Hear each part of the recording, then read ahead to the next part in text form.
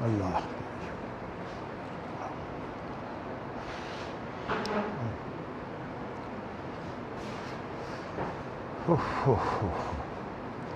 بسم اللہ الرحمن الرحیم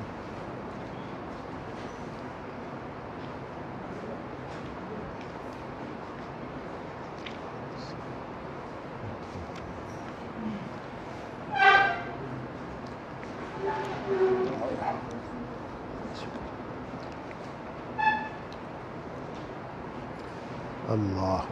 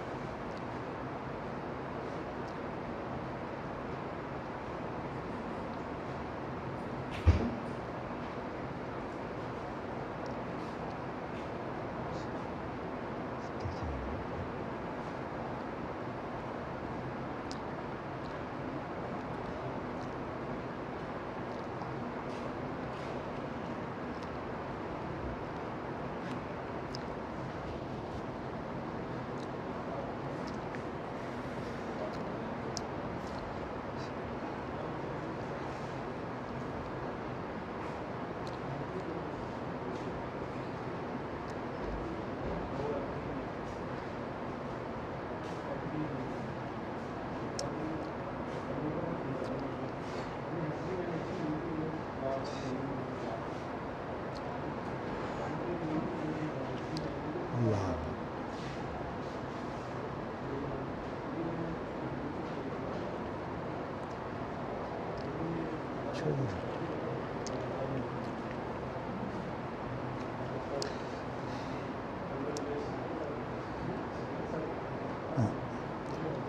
بسم اللہ الرحمن الرحیم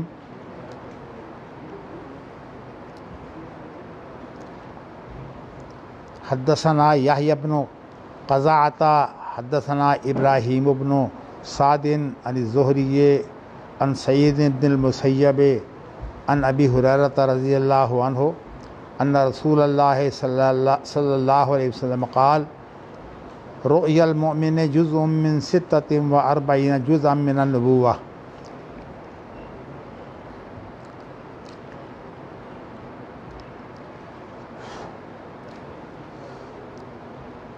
ابو ہریرہ رضی اللہ تعالیٰ عنہ سے روایت ہے کہ نبی اکرم صلی اللہ علیہ وسلم نے فرمایا مومن کا جو خواب ہے وہ نبوت کا 46واں حصہ ہوتا ہے۔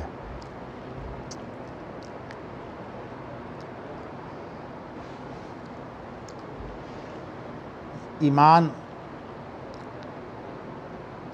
ایک بڑھنے والی اور کم ہونے والی کیفیت ہے، اس لیے جتنا ایمان ہو اس کے مطابق جو ہے انسان جو ہے وہ خوابوں میں بھی ایسی چیزیں دیکھتا ہے جو ایمان کی وجہ سے، اور اگر انسان کا ایمان جو ہے وہ مضبوط نہ ہو تو پھر خوابوں میں بھی انسان اس طرح جو ہے وہ جن کی کوئی حقیقت نہ ہوتی اس طرح کے خواب دیکھتا ہے۔ تو نبی اکرم صلی اللہ علیہ وسلم نے ایمان کے سلسلے میں جو ہدایات فرمائی ہیں اس کے اندر ایک ایمان کا یہ بھی فائدہ ہے کہ انسان جو ہے وہ چونکہ انسانی فطرت بنیادی طور پر جو ہے وہ اسلام اور ایمان ہے۔ قرآن مجید میں ہے فطرت اللہ التی فطر الناس علیہا لا تبدیل لخلق اللہ، کہ اس فطرت کو جو ہے وہ محفوظ رکھو جس فطرت پر اللہ نے انسان کو پیدا کیا ہے۔ عربی زبان میں جو فطرت کا لفظ ہے اس کے لیے بہت سی دوسری زبانوں میں لفظ موجود نہیں ہے، خاص طور پر انگریزی زبان میں فطرت کے مقابل کوئی لفظ نہیں ہے۔ ان کے ہاں جو ہے وہ جو جبلت جسے کہا جاتا ہے اس کے مقابلے میں ایک لفظ ہے نیچر، تو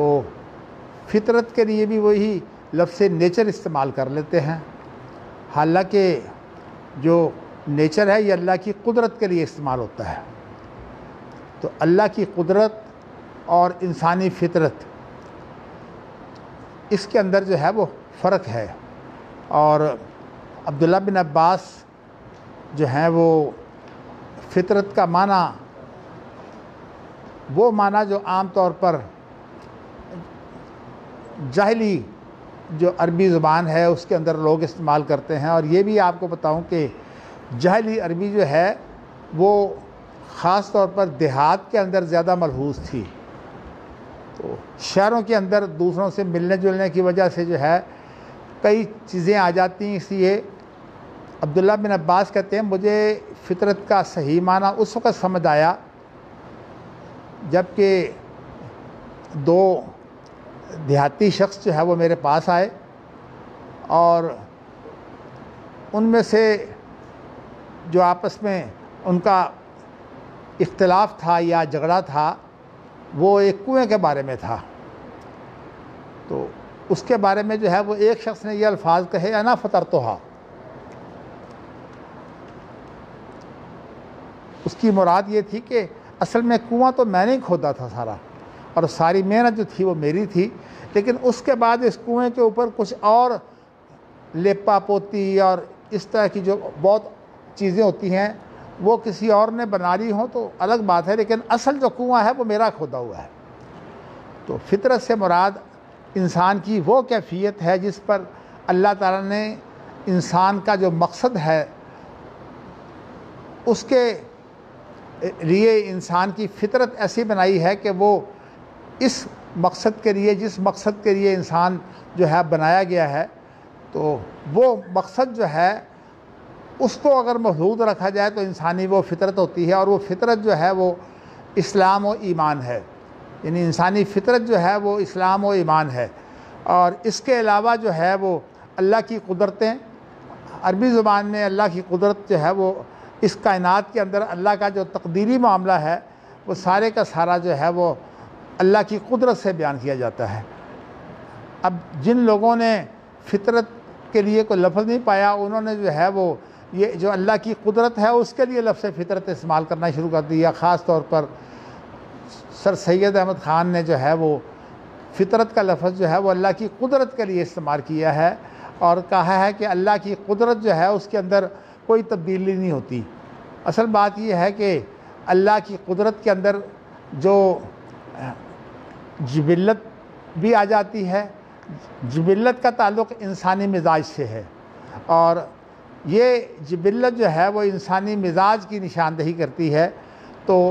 جبلت کے اعتبار سے تو کئی انسان جو ہیں وہ مختلف ہوتے ہیں، یعنی ایک چیز نہیں ہے، لیکن انسانوں کا وہ مقصد جس کے مطابق اللہ نے انسان کو پیدا کیا ہے وہ انسان کی فطرت ہے۔ تو اس بنا پر جو ہے یہ فطرت اللہ التی فطر الناس علیہا لا تبدیل لخلق اللہ، یہ آیت مشکل سمجھی جاتی ہے کہ فطرت سے کیا مراد ہے۔ اللہ تعالیٰ نے انسانی فطرت سے مراد یہ نہیں ہے جس مقصد کے مطابق انسان کو پیدا کیا گیا ہے انسان کی وہ حالت، اور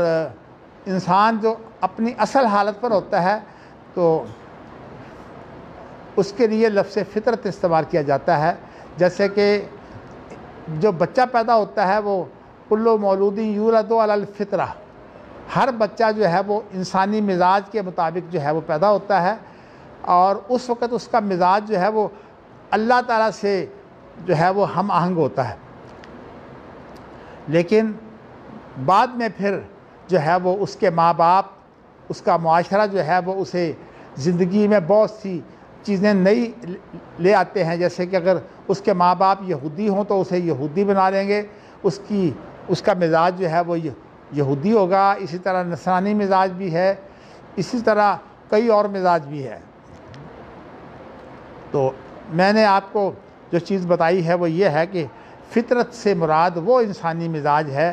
جو انسان کا اصل مقصد جو ہے اس کے اندر پنہاں ہوتا ہے۔ تو یہ خواب کا جو ہے وہ سچا ہونا اور خواب کا صالحہ ہونا، اس کے اندر انسان کے اسلام اور ایمان کی ایک کیفیت جو ہے وہ دخل انداز ہوتی ہے۔ اس بنا پر جو انسان اپنی فطرت پر زیادہ ہو تو اس کو پھر خواب بھی زیادہ سچے نظر آتے ہیں، لیکن وہ خواب جو ہے وہ نبی اکرم صلی اللہ علیہ وسلم کی فطرت تو وہی ہے جو انسانی فطرت ہے، لیکن نبی اکرم صلی اللہ علیہ وسلم کی انسانی فطرت کے ساتھ ساتھ کچھ اس فطرت پر جو ہے وہ مزید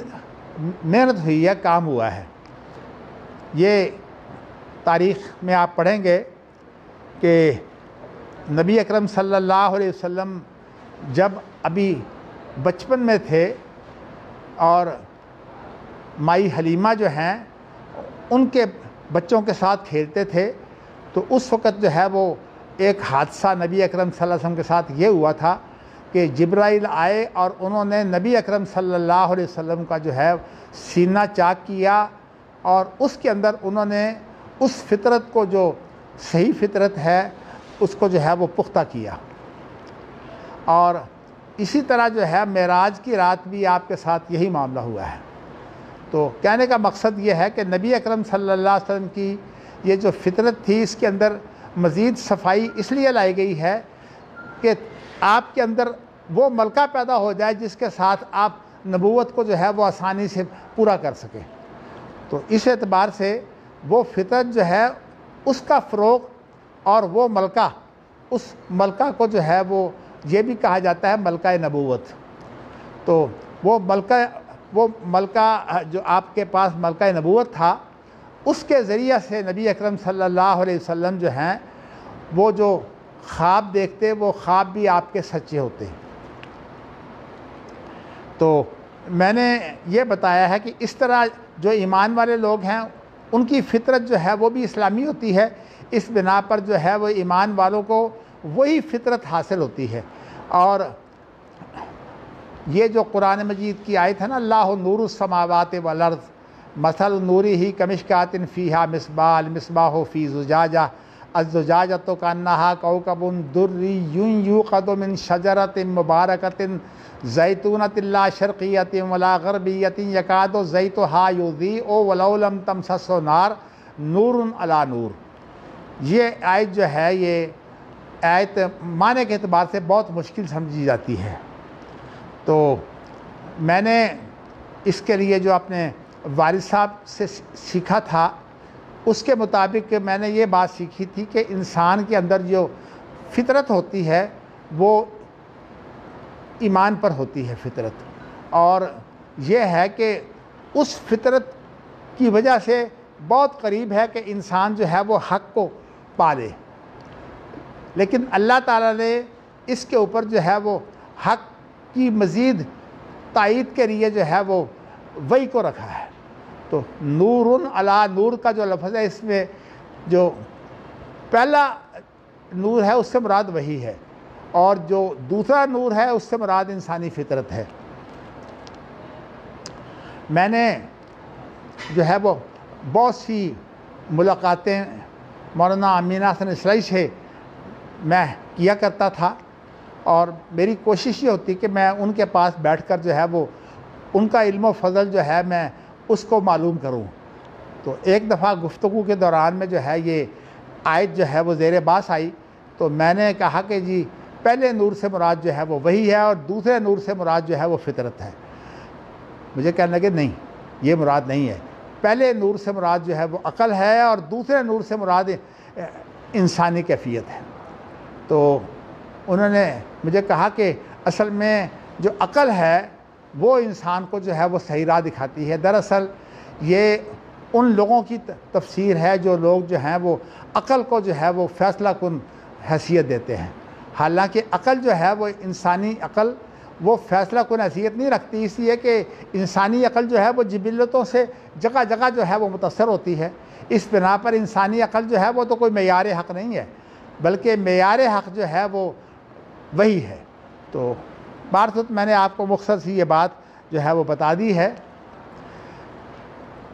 کئی سوال ایسے آتے ہیں جن سوالوں کو جو ہے وہ جواب دے دینا چاہیے، لیکن میں جو ہے وہ آج تک میری صورتحال یہ رہی ہے کہ میں نے اپنے لیے جو ہے جو میدان منتخب کیا وہ یہ تھا کہ چونکہ میرے بزرگ حافظ عبداللہ محدث روپڑی اور میرے والد شیخ التفسیر حافظ محمد حسین وہ روپڑی اپنے آپ کو کہلاتے نہیں تھے، لیکن اب روپڑی خاندان مشہور ہو گیا ہے تو اس لیے ان کے ساتھ بھی لفظ روپڑی جو ہے وہ لگا لیا جاتا ہے، لیکن انہوں نے اپنی زندگی میں اپنے آپ کو روپڑی نہیں کہلایا۔ تو میں بتانا ہی چاہتا ہوں کہ وہ دونوں بزرگ جو تھے وہ ایک بہت بڑا ادارہ تھا اور وہ اہل حدیث کا ادارہ تھا اور اس کا نام تھا رحمانیہ۔ میرے تایا اور میرے والد دونوں جو ہے وہ رحمانیہ کے ممتحن بھی تھے اور اس رحمانیہ کے مدیر تعلیم بھی تھے، یعنی نصاب بھی وہی وضع کرتے اس کے لیے اور پھر اس کا امتحان جو ہے وہ خود لیتے، اور امتحان لینے والے زیادہ میرے والد گرامی ہوتے اور حافظ عبداللہ محدث روپڑی جو ہیں وہ آخری نتائج کا اعلان وہ کرتے۔ تو میں آپ کو یہ بتا دینا چاہتا ہوں کہ یہ رحمانیہ 1921 میں کھلا ہے اور 1947 تک یہ رحمانیہ جو ہے وہ قائم اور دائم رہا ہے، اس حالت میں کہ جس کے اندر رحمانیہ اتنی اہمیت رکھتا تھا کہ کوئی شخص جو ہے وہ اگر رحمانیہ سے پڑھا ہوا ہوتا، رحمانیہ کا فارغ ہوتا تو اس کے لیے یہی اعزاز کافی تھا۔ میں اس وقت مثالیں پیش نہیں کر سکتا، لیکن رحمانیہ کے بارے میں ایک پوری کتاب موجود ہے، اس کے اندر جو ہے وہ بہت سی ایسی بڑی نازک مثالیں ہیں کہ کیا سوال جو ہے وہ ان کو دیا گیا، اور وہ جو وہاں کے طالب علم جب فارغ ہوتے تو ان کا نصاب فراغت کے لیے کوئی نہیں تھا اور ان سے کوئی بھی سوال جو ہے وہ کیا جا سکتا تھا، حدیث کے بارے میں بھی، قرآن مجید کے بارے میں بھی، فقہ کے جتنے فقہ ہو یا فقہ کے جو اصول ہیں ان کے بارے میں بھی، یعنی رحمانیہ کا ایک معیار تھا کہ وہاں سے کوئی فارغ ہو جائے۔ تو میں آپ کو ایک جو ہے وہ مثال جو ہے وہ یہ دیتا ہوں کہ ایک سوال یہ آیا کہ انسان جو ہے وہ اپنے بازو کو سہارے کے لیے استعمال کرتا ہے، تو اس کے اندر ایک کیفیت جو ہے وہ یہ ہے کہ اس کیفیت کی حالت میں وہ کیفیت جو ہے وہ نبی اکرم صلی اللہ علیہ وسلم نے منع کی ہے کہ نماز کے اندر وہ کیفیت نہیں ہونی چاہیے، اور وہ یہ ہے کہ جب انسان سجدے کے لیے جاتا ہے تو اس وقت بسا اوقات وہ سجدے پر جانے سے پہلے جو ہے وہ پوری طرح بیٹھ جاتا ہے، اور یہ جو بیٹھک ہے یہ کتے کی بیٹھک ہے۔ تو اس لیے نبی اکرم صلی اللہ علیہ وسلم نے نماز کی حالت میں اس بیٹھک سے منع کیا ہے کہ بیٹھ کر جو ہے وہ سجدہ نہیں کرنا چاہیے، بلکہ جو آپ نے رکوع کے بعد آپ کھڑے ہیں تو آپ سیدھے جو ہے وہ سجدے میں چلے جائیں۔ تو اس کے لیے جو لفظ استعمال ہوا ہے وہ لفظ ہوا ہے اقعاء، اس کے آخر میں جو ہے وہ الف کے بعد حمزہ ہے۔ اقعاء کا جو ہے وہ جو کتے کا اقعاء ہے وہ تو آپ نے منع فرمایا، اور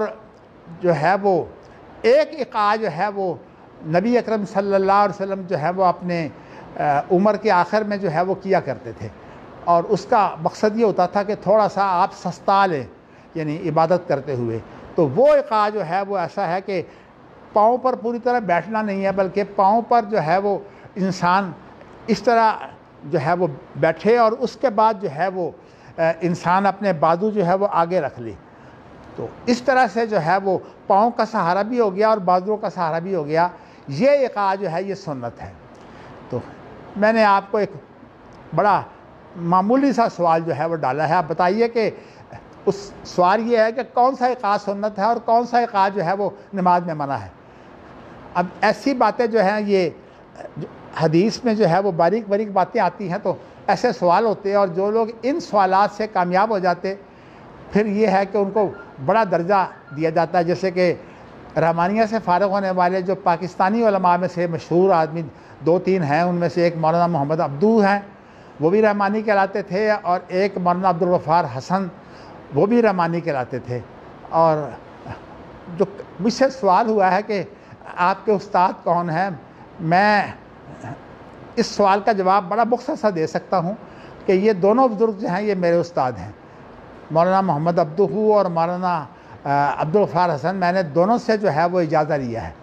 اور اسی طرح میرے دیگر اساتذہ میں سمجھتا ہوں مولانا محمد علی لکھوی ہیں کہ میں نے جب ان سے بہت ملاقاتیں میری ہوتی تھیں مدینہ منورہ میں, اور میں ان کے پاس اکثر جاتا تو ان سے پھر میں نے جو ہے وہ سند مانگی تو انہوں نے مجھے اپنی سند دے دی. تو اس طرح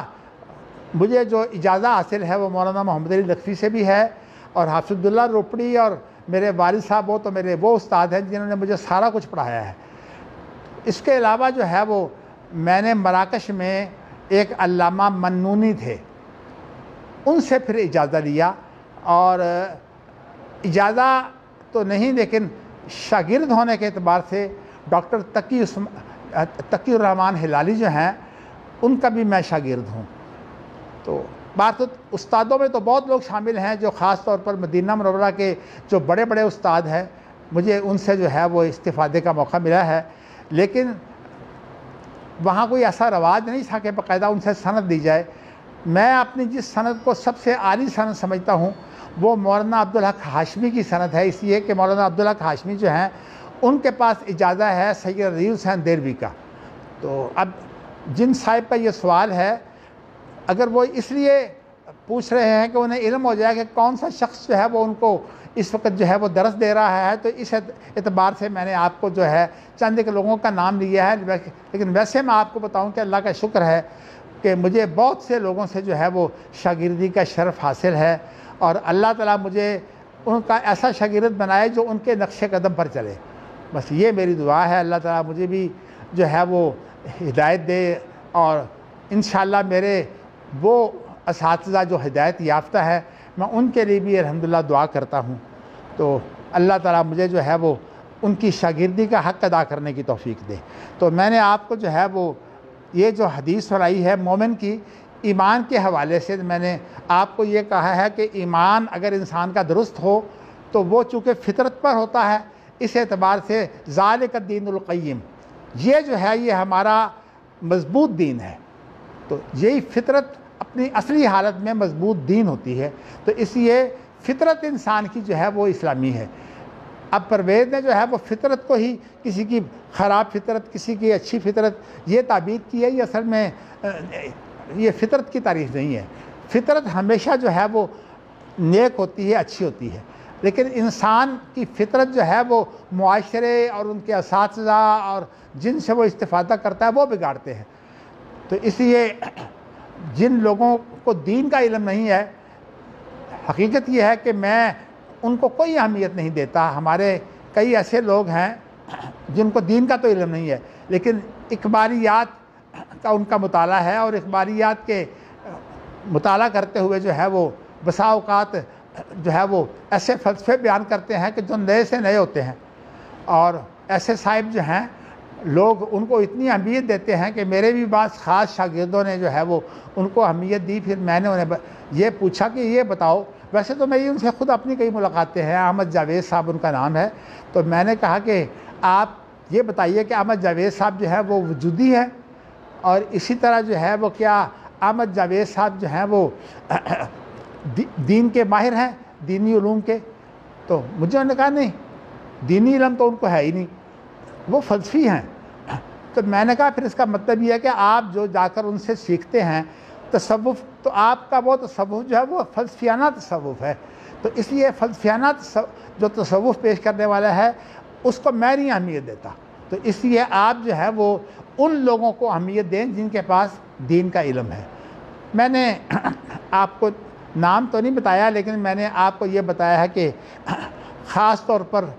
میرے وہ بزرگ جن سے میں نے دین کا علم سیکھا ہے، میں نے دین کا بڑا علم علوم عالیہ زیادہ اپنے والد گرامی سے سیکھے ہیں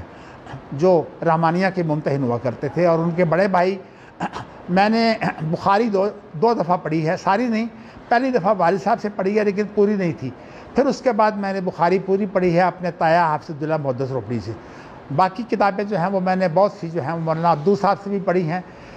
جن کے متعلق میں نے تعارف کروا دیا آپ کو۔ بارسوت لوگ بڑی بڑی دور سے ان سے جو ہے وہ اجازہ لینے کے لیے آیا کرتے تھے، عربی لوگ، میں ان کو بھی اجازہ جو ہے وہ میں دلاتا۔ بارسوت میں نے آپ کو یہ بتایا ہے کہ یہاں جو ایمان کی بات آئی ہے نا، ایماندار شخص جو ہے، یہ نہیں ہے کہ ان کو ملکہ جو وابی ہوتا ہے وہ تو نہیں حاصل ہوتا، لیکن ایک جو ایمان کی کیفیت ہے جو انسان کے ایمان میں اضافہ کرتی ہے، یعنی قرآن مجید میں ہے نا کہ جب قرآن پڑھا جاتا ہے تو زادتہم ایماناً، قرآن کی آیتیں جو ہیں وہ ان کے ایمان کو زیادہ کر دیتی ہیں، تو اس اعتبار سے جو ایمان بڑھتا ہے اور کب ہوتا ہے، اس کے لیے جو ہے وہ کوشش کرنی چاہیے، اور اس کے لیے جو ہے وہ بنیادی چیز تو کیفیت ہے۔ یہ کیفیت جو ہے وہ اس وقت جو ہے وہ بہتر سے بہتر ہوتی ہے جب انسان جو ہے وہ شریعت کے مطابق جو ہے وہ چلنے کی کوشش کرے۔ تو یہ بات میں نے آپ کو مختصر بتا دی ہے، اگرچہ اس کا تعلق جو ہے وہ کتاب الایمان سے ہے۔ میں اپنے سامعین کو ایک بات جو ہے وہ بتانا چاہتا ہوں۔ میری زندگی میں مجھے جو ہے وہ پڑھانے کا موقع جو ہے وہ خاص طور پر علماء کو پڑھانے کا موقع جو ہے وہ مجھے کم ملا ہے۔ میں نے اگرچہ جو ہے وہ 1981 کے اندر جو کورس کروائے تھے اور جن کو میں شریعہ اور قانون کے کورس کہتا تھا، تو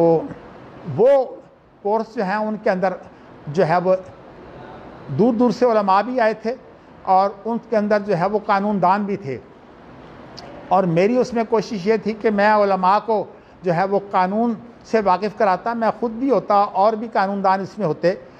اصل میں ہم لوگوں نے 3 شخصوں نے مل کر یہ ادارہ کھولا تھا،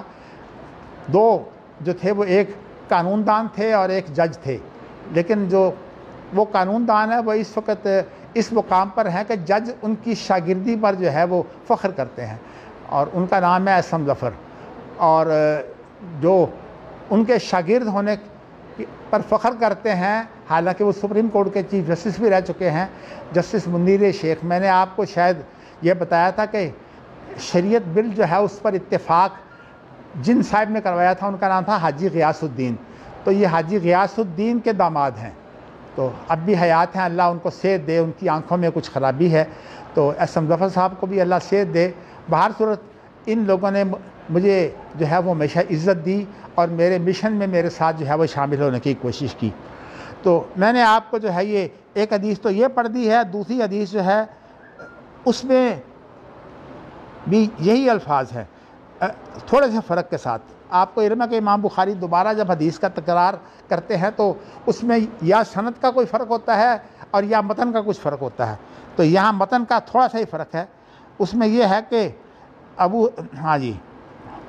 حدثنی ابراہیم ابن حمدۃ حدثنی ابن ابی حازم والدراوردی عن یزید ابن عبداللہ ابن خباب عن ابی سعید الخدری انہ سمع رسول اللہ صلی اللہ علیہ وسلم یقول الرؤیا الصالحۃ جزء من 46 جزءا من النبوہ۔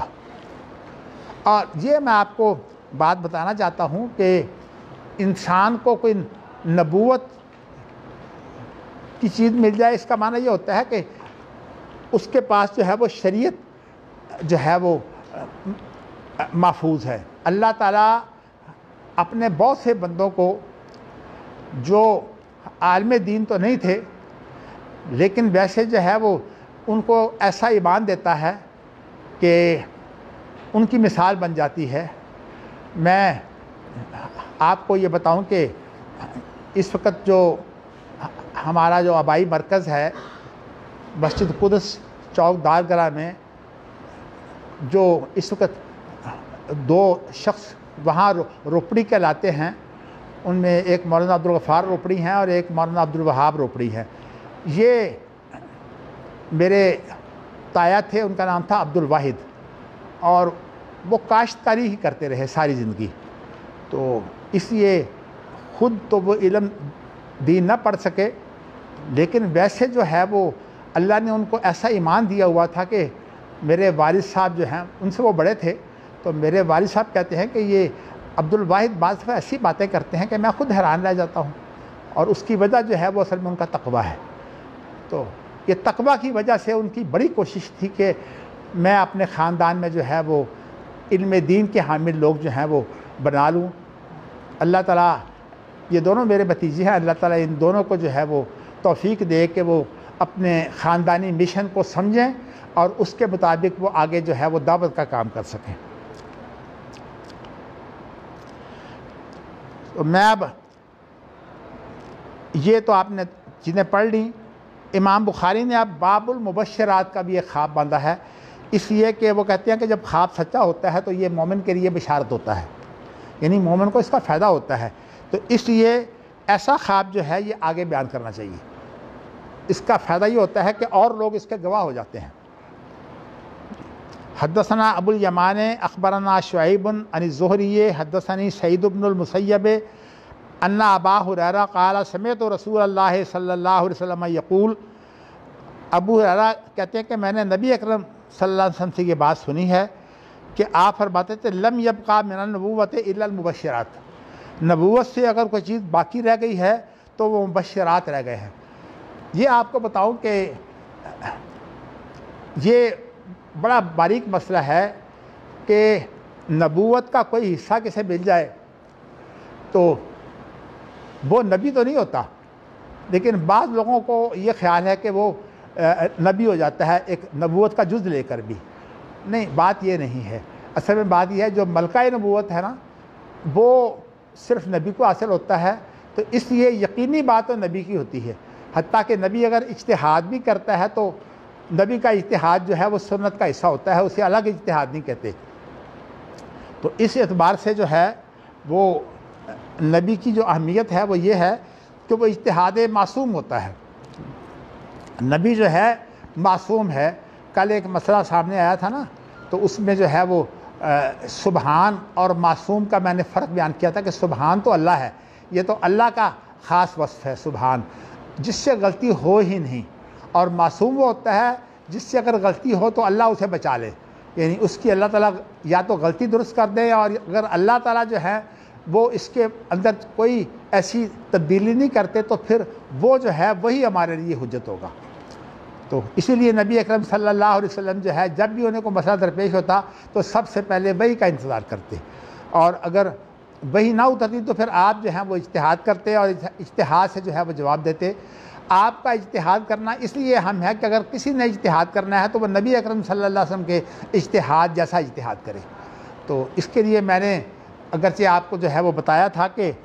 جو اہل الاثر ہیں اپنے آپ کو وہ اہل حدیث بھی کہتے ہیں، یہ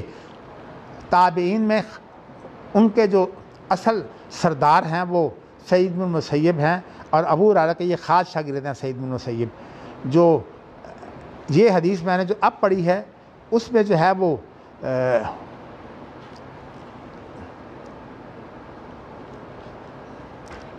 وہ سعید بن مسیب موجود ہے، یہی جو باب المبشرات کی جو حدیث ہے کہ نبوت میں سے کوئی چیز اگر باقی رہ گئی ہے تو نیک خواب باقی رہ گئے ہیں۔ مقصد یہ ہے کہ خوابوں کے ذریعے سے بھی بعض دفعہ ایسی معلومات حاصل ہو جاتی ہیں جو واقعہ کے مطابق ہوتی ہیں تو سچی ہوتی ہیں، اور اگر انسان کے فائدے کے لیے ہوں تو وہ صالحہ کہلاتی ہیں۔ تو میں نے آپ کو جو حدیث اس وقت سنائی ہے اس کے اندر سعید بن مسیب جو ہیں وہ ابو ہریرہ سے روایت کر رہے ہیں، تو یہ سعید بن مسیب وہی ہیں جو اہل الاثر کے جو ہیں وہ سردار ہیں، اور جو اجتہاد کا طریقہ ہے نا اہل حدیث کا، وہ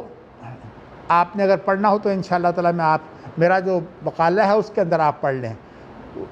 مگر میں نے موٹی موٹی چیزیں جو ہیں وہ شروع میں آپ کو بتا دی تھیں کہ اہل الحدیث وہ ہیں جو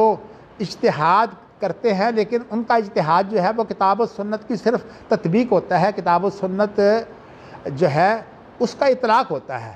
جسے ہم آج کل وہ علوم کہتے ہیں نا جو اپلائیڈ، تو اس کا ترجمہ ہے یعنی اطلاقی.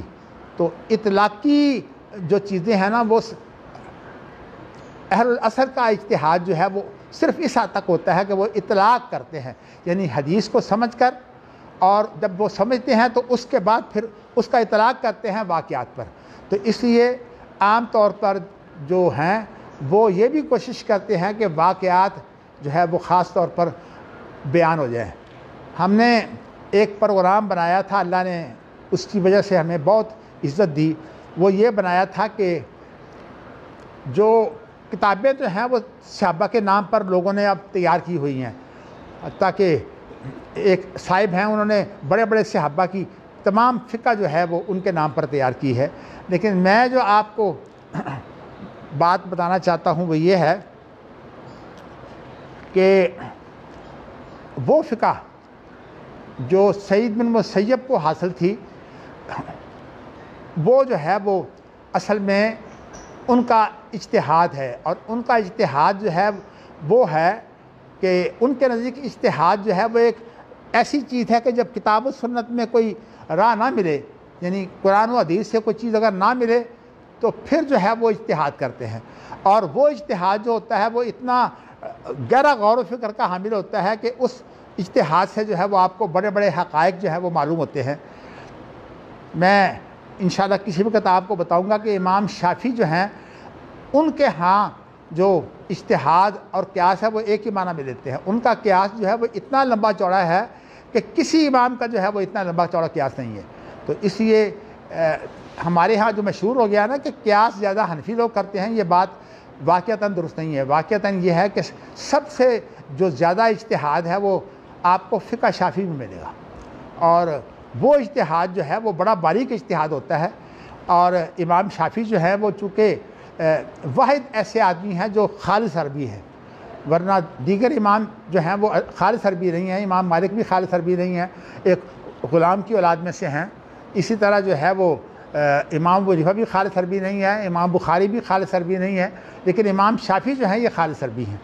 اسی لیے مقاصد شریعت کے سلسلے میں کہا یہ جاتا ہے کہ سب سے پہلے مقاصد شریعت کی سوچ جو ہے اس کو اختیار کیا ہے امام شافعی نے. اور یہی وجہ ہے کہ ہیلے کے امام شافعی بہت مخالف ہیں، کیونکہ ہیلوں میں جو ہے وہ مقصد تو غلط ہوتا ہے، نیت بھی خراب اور مقصد بھی غلط، اور جھوٹ اور فریب سے جو ہے وہ ہیلے ہوتے ہیں. لیکن اب دیکھیے بعض لوگوں کو جو ہے وہ کتنی جرأت ہے کہ وہ یہ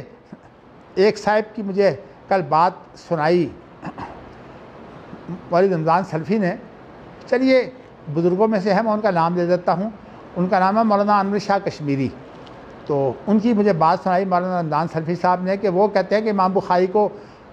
فقاہت حاصل نہیں تھی، فقہ میں کمزور تھے. اصل بات یہ ہے کہ امام بخاری کی وہ فقہ ہے ہی نہیں جو آپ بتاتے ہیں. وہ فقہ جو ہے وہ اصل میں رائے ہے،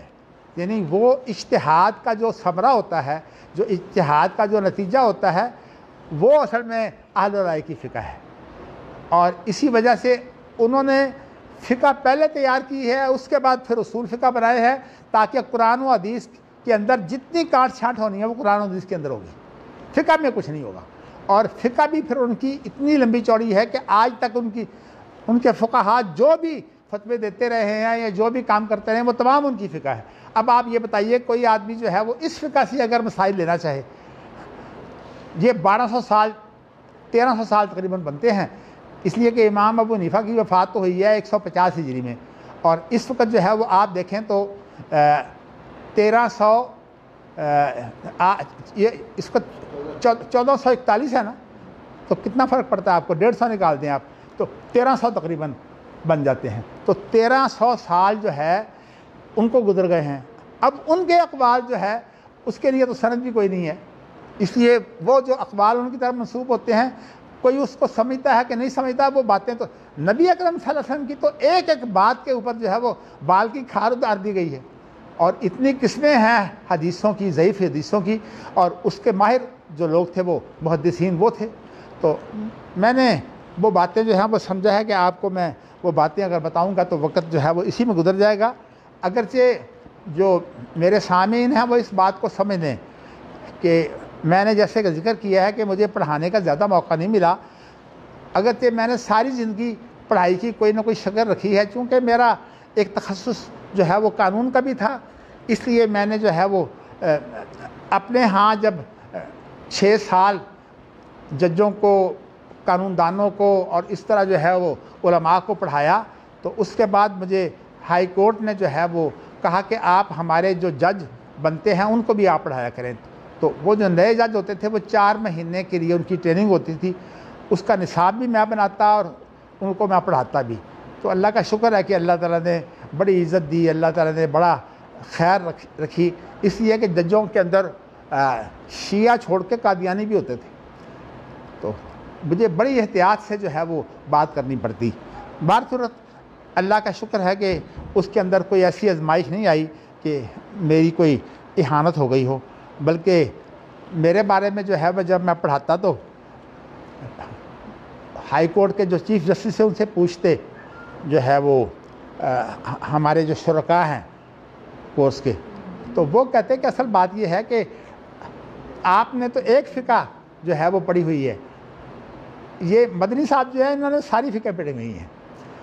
اب یہ وہ اس کی تعبیر کرتے ہیں، اصل بات اس کی یہ ہے کہ میں بڑے حوالے دیتا تھا اس وقت فقہ کے، بلکہ ایسی صورتحال ہوئی کہ میں نے ایک دفعہ جو ہے وہ یہ مسئلہ بیان کرنا شروع کر دیا کہ خلافت اصل تو نقطۂ شیعہ سنی کا خلافت ہے، اور جو جعفری فقہ ہے وہ امام شافعی کی فقہ کے بہت قریب ہے۔ تو میں نے کہا کہ اصل میں جو مسئلہ ہے وہ مسئلہ خلافت کا ہے جس کی وجہ سے اختلاف ہوتا ہے، اور میں نے بعض مثالیں جو ہیں وہ دیں کہ پھر اس کے سننے کے بعد جج جو ہیں وہ جامعۃ المنتظر میں گئے اور جامعۃ المنتظر میں جا کے کہا کہ اس طرح ہمارے مدنی صاحب پڑھاتے ہیں اور انہوں نے یہ مثالیں دی ہیں آپ کی کتابوں کی، تو انہوں نے کہا ہاں یہ مثالیں ہمارے یہاں موجود ہیں۔ بہر صورت اللہ تعالیٰ نے مجھے ایسی محنت دی ہے، لیکن اس وقت میں بڑھاپے کی عمر میں، میری ماشاءاللہ عمر جو ہے وہ 81 سال ہے اس وقت، تو اس لیے میں تو یہ سمجھ رہا ہوں کہ میں نے بخاری پڑھائی ہے الحمدللہ کئی دفعہ، لیکن چونکہ ادارے بنانا اور مدارس بنانا، جیسے میں نے ابھی رحمانیہ کا ذکر کیا ہے، تو اللہ کا شکر ہے کہ اس 50 سال میں نے رحمانیہ کا جو مجلہ تھا نا محدث، اس کو نکالنا شروع کیا، لیکن وہ طلبہ کا تھا اور میں نے یہ علماء کا مجلہ بنایا۔ اسی طرح مدرسہ جو میں نے بنایا ثانوی تک، وہ میں نے رحمانیہ کے نام سے بنایا۔ بہر کوششیں کرتے ہیں مناسبتیں مل جائیں، تو میں اپنا تعارف اس لیے کروا دیا ہے کہ کل ایک صاحب نے پوچھا تھا مجھے، چونکہ پتہ نہیں انہوں نے کیوں پوچھا، مجھے اصل میں انہوں نے نہیں بتایا، مجھے ایک اور صاحب ہے انہوں نے کہا جی کہ آپ جو سوال ہوتے ہیں ان کا جواب بھی دے دیا کریں۔ ابھی آپ سے ایک سوال ہوا تھا کہ آپ کو کس کا اجازہ حاصل ہے، تو میں نے کہا میں انشاءاللہ کل اس کا جواب دے دوں گا، تو میں نے اصل میں آپ کو جو ہے وہ اس کا جواب دے دیا ہے۔ تو اب آپ جو ہے وہ آگے پڑھیے تاکہ لوگ یہ سمجھتے ہیں کہ میں بخاری پڑھا رہا ہوں، حقیقت یہ ہے کہ میں بخاری نہیں پڑھا رہا۔ بخاری اگر میں نے پڑھانی ہوتی تو میں شروع سے پڑھاتا۔ اصل میں نے دینی مدارس میں یہ دیکھا ہے کہ عام طور پر بخاری جو ہے وہ 1 سال میں پڑھائی جاتی ہے، اگرچہ میں نے بڑے تجربے کیے ہیں بخاری کے جو ہے وہ 2 پیریڈ رکھ کر جو ہے وہ میں نے 2 سال میں بخاری ختم کرانے کی کوشش کی، لیکن پھر بھی بخاری کا حق ادا نہیں ہوتا تھا۔ تو اس لیے میں نے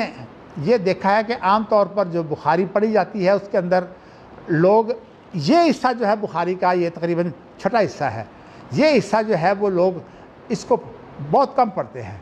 تو اس لیے جب میں نے بہت سال پہلے کی بات ہے بخاری پہلی دفعہ پڑھائی، تو اس وقت جو ہے وہ بہت سی عبارتیں جو تھیں وہ مجھے الجھن میں ڈالیں۔ پھر میں نے جو ان عبارتوں کو سمجھنے کی کوشش کی، یعنی فتح الباری کے علاوہ میں نے پھر جو ہے وہ قسطلانی جو ہے اس کو بھی پڑھتا رہا، عینی کو بھی پڑھتا رہا، اور اس طرح جو ہے مولانا انور شاہ کشمیری رحمۃ اللہ علیہ ان کو بھی میں نے پڑھا، اور مجھے ایک بات بڑی اچھی معلوم ہوئی، اگرچہ انہوں نے ساری بخاری کی شرح نہیں کی، چن کر جو ہے وہ بخاری کی شرح کی ہے، لیکن ایک بات ان کی بڑی اچھی تھی کہ وہ جو عبارتیں ہیں نا ان کے بارے میں وہ عام طور پر ایسا مفہوم پیش کرتے جو بات کھل جاتی۔ اللہ تعالیٰ بھارت علم والوں کو ترقی دے۔ میں نے چونکہ ان کا واقعہ بیان کیا ہے، لیکن ان کا جو ہے وہ امام بخاری کو جو ہے وہ غیر فقیہ کہنا مجھے سمجھ نہیں آتا، اگرچہ مولوی رمضان صاحب نے مجھے یہ بتایا ہے، اس لیے کہ انور شاہ کشمیری رحمۃ اللہ علیہ جو ہیں وہ لکھتے ہیں امام بخاری کے بارے میں. امام بخاری کے بارے میں جو ہے وہ مختلف مسالک نے ان کو اپنی طرف نسبت کرنے کی کوشش کی ہے. حنبلی کہتے ہیں کہ وہ حنبلی تھے، شافعی کہتے ہیں وہ شافعی تھے، مالکی کہتے ہیں کہ وہ مالکی تھے. تو اصل میں امام بخاری کو، بلکہ آپ کو یہ بتاؤں کہ ان کو تمام فرقے پڑھتے ہیں. آپ حیران ہوں گے، بریلوی بھی پڑھتے ہیں اور جو ہیں وہ دیوبندی بھی پڑھتے ہیں. جتنے ان کے اندر مشرب ہیں وہ تمام بخاری پڑھتے ہیں. اب بخاری پڑھ کر جو ہے وہ اصل میں یہ بات اگر نکلی ہے تو میں کہتا ہوں اللہ انہیں معاف کرے. امام بخاری بہت بڑے مجتہد ہیں، بہت بڑے فقیہ. اچھا انہوں نے خود لکھا ہے کہ امام بخاری جو ہے وہ اعلیٰ قسم کا مجتہد ہوتا ہے، مجتہد مستقل. تو وہ کہتے ہیں امام بخاری مجتہد مستقل ہیں. تو وہ شخص جو یہ کہہ رہا مجتہد مستقل ہے، مجھے نہیں سمجھ آئی کہ یہ فقہ میں کمزور ہے. بہرحال اس عبارت کو میں دیکھوں گا انشاءاللہ. باقی اللہ تعالیٰ جو ہے وہ ہمیں معاف کرے. کوئی شخص ایسا نہیں ہے جو غلطی نہ کرے. جو ہم غلطی کرتے ہیں اور ہماری غلطی میں یہ بڑی بات ہے کہ ہم تمام علماء کا احترام کریں. صاف سی بات یہ ہے کہ میں نے اپنی زندگی میں بڑی کوشش کی ہے کہ جو بڑے بڑے علماء ہیں ان کے اوپر جو ہے وہ کوئی کیچڑ نہ اچھلے، بلکہ یہ ہے کہ بعض دفعہ جو کیچڑ اچھالنے والے ہیں میں نے ان کے بالمقابل جو ہے امام ابو حنیفہ کا بڑا زبردست دفاع بھی کیا ہے. تو اللہ تعالیٰ ہمیں جو ہے وہ ان اماموں کا خادم بنائے. دیکھیے کمزوری ہو جانا اور بات. ایک بات میں جو ہے وہ یہ آپ کو بتا رہا تھا کہ یہ جو میں اس وقت پڑھا رہا ہوں یہ حقیقت میں نے جو مختلف علوم جو ہے وہ لوگوں کو پڑھائے ہیں. اس لیے کہ ججوں کو بھی میں نے بہت عرصہ پڑھایا، 20 سال تقریباً پڑھایا ہے. اسی طرح جو ہے وہ میرے اور جگہ پر جو ہے وہ یہ جو ٹریننگ لینے کے لیے آتے ہیں جن میں ڈپٹی کمشنر وغیرہ سیکرٹری وغیرہ قسم کے لوگ ہیں، تو ان کو بھی میں پڑھاتا رہا ہوں. تو جو بھی علوم میں نے جو ہیں وہ ان کو مطالعہ کیا ہے. میری یہ خواہش ہے کہ میں امام بخاری کو پڑھاتے ہوئے آپ تک کم از کم وہ علوم پہنچا دوں، تاکہ اس سے وہ لوگ جو ہیں وہ فائدہ اٹھائیں جنہوں نے جو ہے بخاری نہیں پڑھی. لیکن بخاری میرا اصل پڑھانا مقصود نہیں ہے. میرا اصل مقصود یہ ہے کہ جن کو بخاری پڑھنے کا یہ حصہ پڑھنے کا موقع نہیں ملا، میں اصل میں ان کو چاہتا ہوں کہ یہ حصہ پڑھاؤں. باقی اللہ مجھے توفیق دے. میں نے اللہ کی توفیق سے یہ کام شروع کیا ہے، ورنہ میں نے آپ کو بتایا ہے کہ میری عمر اور میری صحت جو ہے وہ اس قابل نہیں ہے. اللہ کا شکر ہے کہ میں جب بھی پڑھاتا ہوں تو مجھے اس کا فائدہ ہو جاتا ہے. اللہ تعالیٰ مجھے بھی توفیق دے نیکی کی، اور آپ سب کو بھی اللہ توفیق دے نیکی کی. تو میں نے آپ کو یہ اس لیے بات بتا دی ہے. کوئی اگر یہ دیکھتا ہے نا کہ میں دیگر باتیں کرتا ہوں تو اس سے میرا مقصود اصل میں جو دور حاضر کے مسائل ہیں ان کے بارے میں آپ کو بعض چیزیں بتانی ہیں. اس لیے کہ دینی مدارس میں دور حاضر کے مسائل جو ہیں وہ زیر بات نہیں آتے، اور میں چاہتا ہوں کہ علماء کو دور حاضر کے مسائل کا علم ہو تاکہ وہ دور حاضر میں ان علوم کو جو ہے وہ سمجھ کر اس کا اطلاق کر سکیں. چلیے جی، اب اس کے بعد جو ہے مبشرات، یعنی یہ بہت بڑی بات ہے. تو میں نے نبوت کے سلسلے میں جو ہے وہ آپ کو بتایا ہے کہ ایک جز جو ہے وہ اگر ہو تو نبوت کامل نہیں ہوتی. حتیٰ کہ نبیوں کے درمیان میں جو معجزات کا فرق ہے، آپ دیکھیے کہ اگر معجزات آپ دیکھیں تو حضرت جو ہیں وہ عیسیٰ علیہ السلام کے جو معجزات ہیں، حقیقت یہ ہے کہ ایسے معجزات جو ہیں وہ اور نبیوں کے نظر نہیں آتے، کم ہیں. یعنی وہ ابری الاکمہ والابرص واحیی الموتیٰ باذن اللہ، کہ میں جو ہے مادر زاد نابینے کو اور یہ پھل بیری کا جو مرض ہے اس کا علاج کرتا ہوں، اور جو مردے ہیں میں ان کو زندہ کرتا ہوں. اب یہ بتائیے مردے زندہ کرنے کا کس کے پاس ہے؟ کسی کو اللہ نے نہیں دیا. اور اسی طرح ان کو جو نبوت ملی ہے بچپن میں ملی ہے. تو کہنے کا مقصد یہ ہے، اب اس کے ساتھ کوئی شخص اگر یہ کہے نا کہ عیسیٰ علیہ السلام جو ہے وہ نبی اکرم صلی اللہ علیہ وسلم سے بڑھ کر ہے، نہیں، یہ بات ہوتی نہیں. تو یہاں نبوت سے مراد کوئی وہ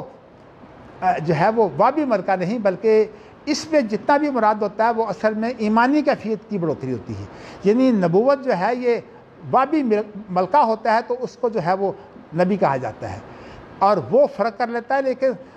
غیر نبی کی نیکیاں اپنی جگہ پر ہیں، لیکن اس کا جتنا بھی ارتقاء ہوتا ہے ایمان کا، تو وہ ارتقاء جو ہے وہ انسانی محنت کا نتیجہ ہوتا ہے، یعنی اچھے اعمال کرنا، اللہ کو یاد رکھنا، اللہ سے تعلق جوڑنا، یہ ساری چیزیں ایمان میں اضافہ کا باعث ہوتی ہیں۔ لیکن میں نے آپ کو بتایا کہ یہ تو ان کی اپنی واردات ہوتی ہے، اس لیے علامہ اقبال نے اس کے لیے ایک لفظ استعمال کیا ہے، واردات نفسی، یعنی ان کے نفس کی یہ واردات ہوتی ہیں۔ لیکن جو نبی ہے وہ سارا کچھ ان کے نفس کی واردات نہیں ہوتی، بلکہ ان کو ایک جو ہے وہ نبوت کا ملکہ دیا جاتا ہے۔ جیسے میں نے آپ کو بتایا کہ نبی اکرم صلی اللہ علیہ وسلم کا واقعاتی طور پر جب 2 دفعہ سینہ چیر کر جو ہے دھویا گیا ہے زمزم سے، یہ بہت بڑی آپ کو جو ہے وہ آپ کے لیے محنت کی گئی ہے۔ پھر اس کے بعد اللہ تعالیٰ نے جو آپ کو دیا ہے علم اور جو فضیلت آپ کے پاس ہے، وہ ظاہر ہے وہ تو تمام شریعتوں کے اوپر جو ہے وہ فیصلہ کن و مہیمن علیہ کی حیثیت رکھتی ہے۔ تو میں یہ بتانا چاہتا ہوں کہ نبی اکرم صلی اللہ علیہ وسلم جزوی طور پر اگر کوئی اور نبی بہتر ہو یا اسی طرح ایمان کے تقاضے ہوں، لیکن ایک بات سمجھ لیجئے کہ یہ ایمان جتنا کام کرتا ہے وہ سارا واردات نفسی ہوتا ہے، یعنی نفس کے اندر جو انسان کو جو ہے وہ فائدہ پہنچتا ہے ایمان کا، یہ واردات نفسی ہوتا ہے۔ اس کے اندر کوئی بات ایسی نہیں ہوتی کہ ہم کہہ سکیں کہ اس کے پاس نبوت آ گئی ہے۔ اس لیے جن لوگوں نے اب جو ہے وہ دوسروں کے معجزات بنا کر جو ہے وہ انہیں ایسا بنا لیا جیسے کہ وہ نبی سے بھی بڑھ کر اللہ ہوں، اب بتائیے نا کہ یہ بات جو ہے کہ جو ایک کشتی ڈوب گئی تھی اس کے اندر جو روحیں تھیں ان ساروں کو جو ہے وہ اللہ سے چھین کر جو ہے زندہ کر دیا۔ شیخ عبدالقادر جیلانی کی یہ غوث اعظم کہہ کر ان کو یہ بیان کیا جاتا ہے۔ اللہ تعالیٰ جو ہے وہ ہدایت دے، اللہ سے بڑھ کر کوئی نہیں ہے، نعوذ باللہ من ذالک۔ چلیے جی، اگلی جو خواب ہے وہ حضرت یوسف علیہ السلام کے بارے میں ہے، باب رؤیا یوسف۔ یہ دونوں باب جو ہیں اس کے اندر امام بخاری نے صرف قرآن کی آیتیں پیش کی ہیں، یہ رؤیا یوسف بھی اور بعد میں رؤیا ابراہیم بھی۔ اچھا، اب آپ جو پہلی حدیث ہے اس میں قولہ تعالیٰ اذ قال یوسف لأبیہ یا ابت انی رأیت احد عشر کوکبا والشمس والقمر رأیتهم لی ساجدین قال یا بنی لا تقصص رؤیاک علی اخوتک فیکیدوا لک کیدا ان الشیطان لکما عدو مبین قال ربنا ان الشیطان یہ اذ قال یوسف لأبیہ یا ابت انی رأیت احد عشر کوکبا والشمس والقمر رأیتهم لی ساجدین قال یا بنی لا تقصص رؤیاک علی اخوتک فیکیدوا لک کیدا ان الشیطان للانسان عدو مبین۔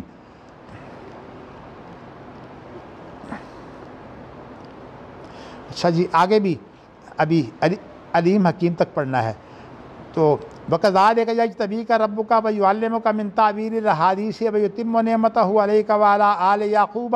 كَمَا أَتَمَّهَا عَلَىٰ أَبَوَيْكَ مِن قَبْلُ إِبْرَاهِيمَ وَإِسْحَاقَ إِنَّ رَبَّكَ عَلِيمٌ حَكِيمٌ۔ جہاں تک امام بخاری نے جو ہے وہ قرآن کی آیت پیش کی ہے، اس کے اندر جو ہے وہ آپ غور کریں تو یوسف علیہ السلام کے خواب کا ذکر ہے، جو کہتے ہیں 60 سال کے بعد خواب پورا ہوا ہے، یعنی 60 سال کے بعد جو خواب ان کا جو ہے وہ پورا ہوا۔ اور خواب کے لیے یہ ضروری نہیں کہ فوری پورا ہو جائے، اگرچہ امام بخاری مختلف وقتوں کی خوابوں کے بارے میں اور بھی تفصیلات پیش کریں گے، لیکن ویسے جو ہے وہ خواب بسا اوقات ساری زندگی گزر جاتی ہے اور وہ خواب جو ہے وہ پورا نہیں ہوتا۔ جیسے کہ حضرت زکریا علیہ السلام کا خواب ہے،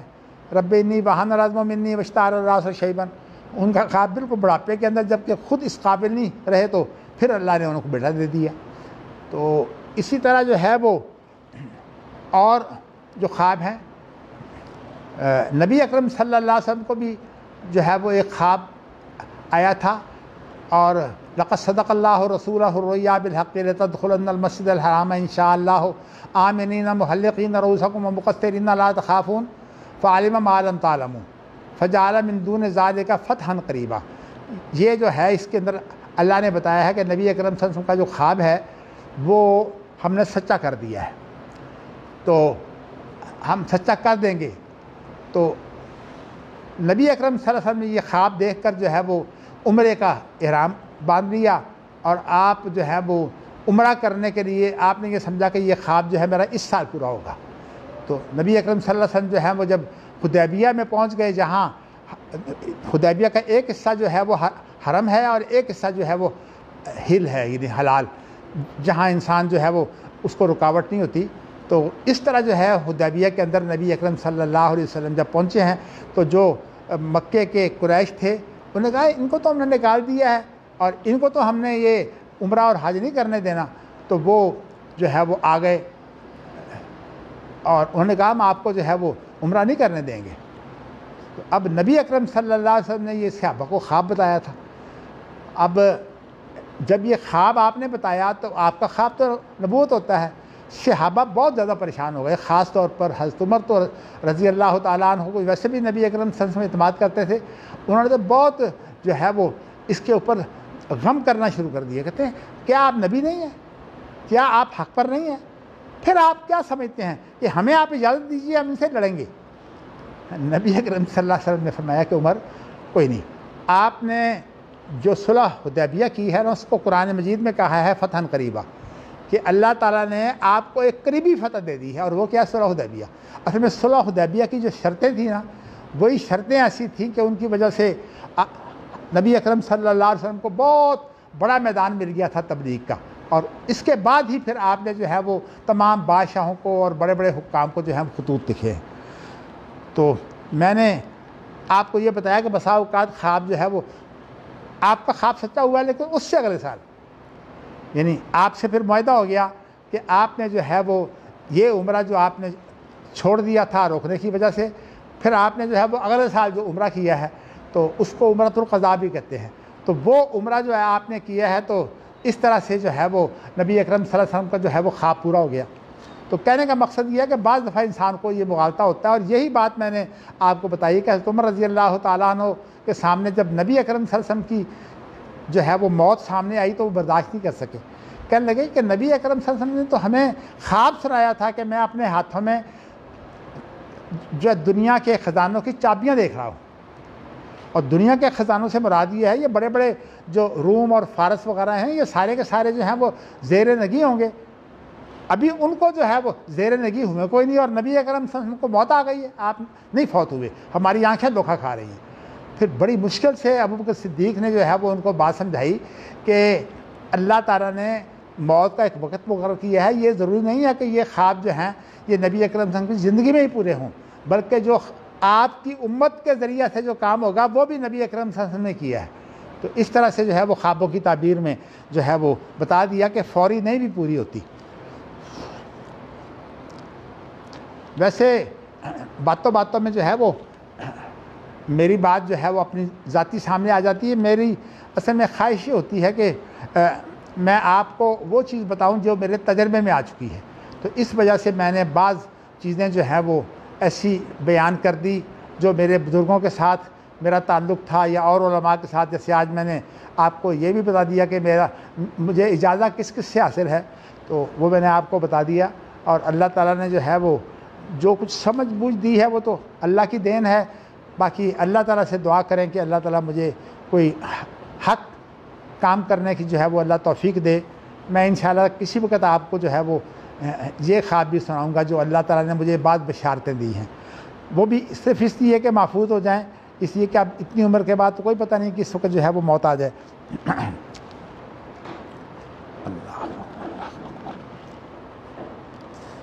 لو جی، یہ آپ نے جو ہے حضرت یوسف کا خواب پڑھ لیا ہے، اب حضرت ابراہیم کا خواب تو پڑھنے کی ضرورت نہیں ہے، وہ بھی قرآن مجید ہی ہے، چلیے آج رہنے دیتے ہیں۔ اس کے بعد جو ہے حضرت ابراہیم کا خواب جو ہے اس کا ذکر آئے گا، چلیے میرے خیال میں پڑھ دیتے ہیں، چھوٹا سا ہی ہے۔ باب رویا ابراہیم وقولہ تعالیٰ فلما بلغ معه السعی قال ہاں جی انی اذبحک فانظر ماذا تری قال یا ابت افعل ما تؤمر ستجدنی ان شاء اللہ من الصالحین من الصابرین فلما اسلم وتلہ للجبین ونادیناہ ان یا ابراہیم، آگے جو ہے وہ آیتیں بھی ہیں، لیکن یہاں جو ہے وہ امام بخاری نے جو ہے ابراہیم علیہ السلام خواب کے اندر وہ ذکر کیا کہ اسلم دونوں جو ہے وہ اللہ کے تابع ہو گئے، یعنی سلم ما امرا بہ، جس کے ساتھ دونوں کو حکم ہوا تھا دونوں نے اپنے آپ کو اس کے سپرد کر دیا، حکم کے سپرد کر دیا، یعنی اس حکم کو بجا لائے۔ اور وطلّہ، اور ابراہیم علیہ السلام نے جو ہے وہ اسماعیل کو جو ہے وہ نیچے ایسے گرایا کہ ان کا ماتھا جو ہے وہ زمین کے ساتھ تھا اور ان کا باقی جسم جو ہے یعنی یہ پچھلا حصہ جو ہے وہ ابراہیم کے سامنے تھا۔ یہ اصل میں کام اس لیے کیا کہ بیٹے کی آنکھیں دیکھ کر جو ابراہیم کو جرأت نہیں ہوتی تھی، اللہ نے جو ان کو آسانی دی تھی انہوں نے حاصل کر لی، اور ان کو لٹا کر جو ہے وہ چھری نیچے سے پھیر دی۔ بعض لوگ کہتے ہیں چھری پھیری نہیں، اصل میں بات یہ ہے کہ چھری پھیر دی تھی انہوں نے۔ اگر چھری پھیرتی نا تو دمبا کیسے ذبح ہوتا؟ یعنی باقاعدہ اس کو ذبح نظیم کہا ہے، تو وہ ذبح نظیم وہ ہے جو دمبا ہے، تو اگر چھری پھیری نہیں تو دمبا ذبح ہی نہیں ہو سکتا۔ اس لیے صحیح بات یہی ہے کہ چھری پھیری ہے انہوں نے۔ تو اس کے بارے میں خاص طور پر میرے والد گرامی جو ہے بہت جو ہے وہ سختی کرتے، کہتے ہیں کہ یہ جو لوگ تعویلیں کرتے ہیں نا، ان تعویلوں کے بجائے قرآن مجید کو جو ہے وہ بغیر تکلف کے پڑھنا چاہیے، قرآن مجید کو بغیر تکلف کے سیکھنا چاہیے۔ تو اس لیے ان کو جو ہے وہ عام طور پر تفسیر کے اوپر بہت زیادہ جو ہے وہ الحمدللہ علم حاصل تھا، علم تفسیر، اور علم تفسیر کے اندر جو اصول تفسیر ہے۔ بہر صورت میری کوشش یہ ہوگی کہ میں انشاءاللہ تعالی جو کچھ ان بزرگوں سے میں نے سیکھا ہے تو میں انشاءاللہ آپ کو بتاتا رہوں۔ اگرچہ میں نے آپ کو بتایا ہے کہ میری تعلیم زیادہ تر جو ہے وہ پاکستان میں، تو میں نے اپنی جو درسگاہ ہے یعنی اپنے بزرگوں کی، اس کے اندر جو ہے میں نے تعلیم حاصل کی ہے، اور یہیں سے جو ہے وہ مجھے اجازت بھی ملی ہے۔ تو اس کے بعد پھر میں مدینہ یونیورسٹی میں چلا گیا، تو پھر میں نے جو ہے وہ بعد میں واپس آن کر جو ہے وہ جدید یونیورسٹیوں میں بھی میں نے تعلیم حاصل کی، حتیٰ کہ اس پر پی ایچ ڈی بھی میں نے کی، اور میری پی ایچ ڈی جو ہے وہ بخاری کے اصول اجتہاد پر ہے۔ میں نے اسی بتا دیا کہ آپ کو بتانا چاہتا ہوں کہ بخاری کا میں نے مطالعہ جو ہے وہ کس طرح کیا ہوا ہے، کیونکہ میرا پی ایچ ڈی جو تقریباً 7 سال میں نے مکمل کیا تھا، وہ بھی جو ہے وہ امام بخاری کے اجتہاد پر ہے۔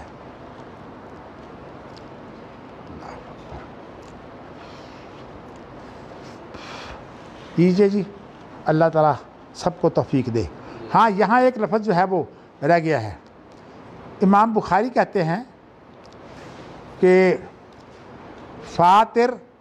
بدیع اور مبتدع والباری والخالق واحد، یہ تمام جو الفاظ ہیں، فاطر بھی اور بدیع بھی اور مبتدع بھی، اور ہاں جی مبدع ہے نا، اچھا مبدع ہے تے کے بغیر، والباری اور والخالق واحد کا معنی یہ ہوتا ہے کہ اصل میں ان سے ایک ہی ذات مراد ہے۔ یہ نہیں مانا کہ ان کا معنی ایک ہے، ان سے ذات ایک ہی مراد ہے، تو اصل میں اس کو بولتے ہیں مترادفات، یعنی ایک ہی ذات مراد ہے۔ تو یہ امام بخاری پہلے بھی لفظ واحد بولتے ہیں۔ میں آپ کو یہ بتا دینا چاہتا ہوں کہ امام بخاری کا جو دور ہے، یہ جو بڑے بڑے ناوی گرامر کے ماہر ہیں نا، یہ امام بخاری کے یا تو ہم زمانہ ہے یا بعد میں آئے ہیں۔ اب خلیل جو ہے جس نے یہ باقاعدہ پورا شاعری کا جو ہے وہ فن ایجاد کیا ہے، وہ مجھے اب یاد نہیں ہے غالباً امام بخاری کا وہ ہم اثر ہے یا امام بخاری کے بعد میں آیا ہے۔ تو کہنے کا مقصد اصل میں یہ ہے کہ امام بخاری اس دور کے ہیں جب بھی یہ علوم اس طرح مرتب نہیں تھے، یہ آہستہ آہستہ مرتب ہوتے رہے ہیں۔ تو امام بخاری اس لیے ان کا انداز یہ ہے کہ وہ خاص طور پر ہمارے ہاں جو ہوتا ہے نا کہ فلاں چیز فلاں سے نکلی ہے، تو وہ اس کے لیے یہ نہیں مصدر بیان نہیں کرتے، بعض دفعہ ایک صیغہ بیان کر دیتے ہیں، کہتے ہیں کہ یہ اس سے نکلی، کیا مطلب اس کا مفہوم جو ہے وہ اس صیغہ سے لو۔ تو اس طرح امام بخاری کے بارے میں یہ نقطہ بڑا واضح رہے۔ بعض لوگ جو ہیں امام بخاری کی غلطیاں نکالنے کے لیے کہتے ہیں دیکھو یہ سارے ایک ہی بنا دیے ہیں، بھائی ذات تو ایک ہی ہے اور اس کی اوصاف ہیں۔ اور آپ کو یہ بتاؤں کہ جس ذات کے اوصاف ایک وقت اس میں اکٹھے ہو سکتے ہوں، اس کے درمیان میں تو وہ بھی نہیں لاتے۔ یعنی اگر آپ الرحمن رحیم کہتے ہیں تو یہ زیادہ